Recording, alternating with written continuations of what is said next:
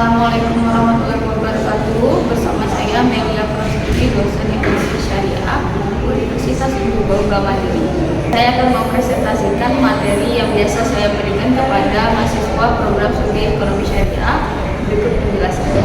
Hari ini saya akan menjelaskan tentang akad mudharabah yang sesuai dengan pertemuan keempat pada MK Akuntansi Syariah.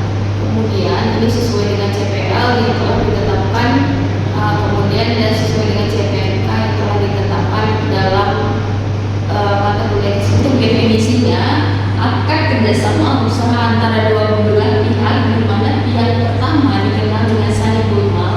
Sahibul mal ini memberikan 100% modal kepada mudharib yang akan mengelola suatu usaha.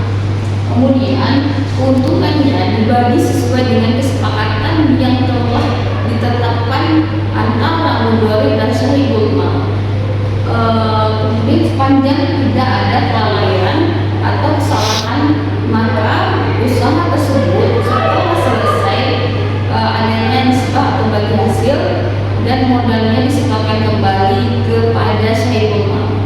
Untuk rukunnya kita harus punya modal pemodalnya, kemudian pengelola, modal, nisbah keuntungan, sihat atau akad.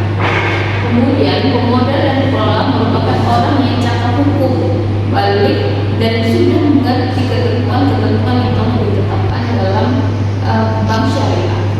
Kemudian sihat, penawaran dan penerimaan atau ijab kabul.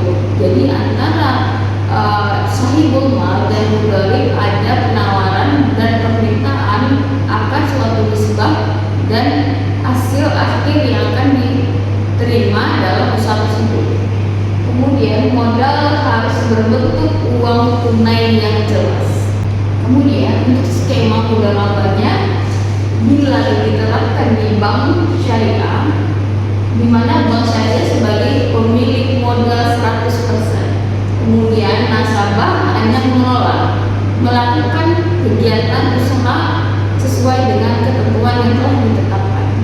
Kemudian hasilnya berupa keuntungan. Untuk skemanya, di mana mudharib atau nasabah ingin melakukan perjanjian bagi hasil dengan meminta pembiayaan dengan bank syariah. Mudharib harus memiliki keterampilan keahlian yang sesuai dengan bidang yang mudharib miliki. Kemudian antara debitur atau mudharib dan bank syariah harus menetapkan nisbahnya berapa persen untuk mudharib dan berapa persen untuk bank syariah. Kemudian hasilnya harus dibagi sesuai dengan ketetapan tersebut. Misalnya apabila ada keuntungan dalam satu periode itu dibagi 40% untuk mudharib dan 60% untuk bank syariah. Kemudian setelah proyek tersebut jalan sesuai dengan ketentuan, maka modalnya harus dikembalikan kepada bank syariah secara utuh sesuai dengan periode yang telah ditetapkan di bank syariah tersebut.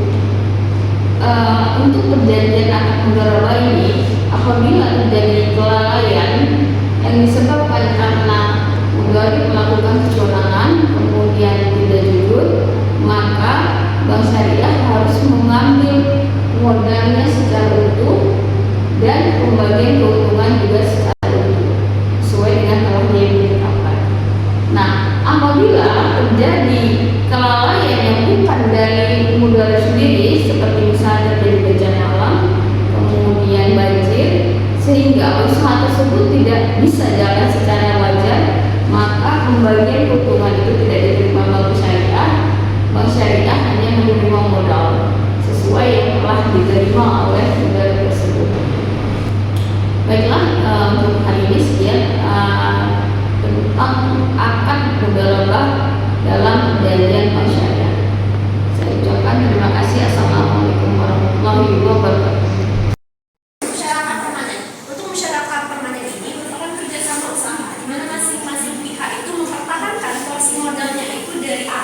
Dari awal sampai akhir. Untuk contoh, misalkan bank syariah dan juga pengusaha itu sama-sama bekerja sama